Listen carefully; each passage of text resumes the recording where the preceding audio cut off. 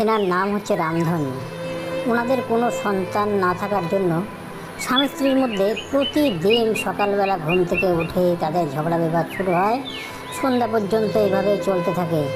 25 বছর হয়ে গেল বিয়ে হলো, কিন্তু এখনও কোনো সন্তান না থাকার জন্য স্বামী স্ত্রীর মধ্যে খুব ঝগড়াঝাটি হয়। স্ত্রী সবসময় রামধনকে বলে, তোমার বয়স বেশি, তাই আমাদের কোনো সন্তান হচ্ছে না। সে বলছে, না তোমার ডিফেক্ট আছে, তারা তো গরিব মানুষ, তারা বুঝতে পারছে না কী থেকে কী হচ্ছে, ডাক্তার দিয়ে টেস্ট করাবে সেটাও বুঝতে পারছে না। এইভাবে ঝগড়াঝাটি করে তারপর রামধন রাগ করে সেখান থেকে উঠে চলে গেল। তারপরেই পাড়ার কাকিমা, পাশের বাড়ির কাকিমা প্রতিদিন ঝগড়া শুনে সে এসে বলল, আমারও 25 বছর পরে সন্তান এসেছিল, তোমরা উপরওয়ালার কাছে আশীর্বাদ চাও, মনে প্রাণে ডাকো, নিশ্চয়ই তোমাদের সন্তান হবে।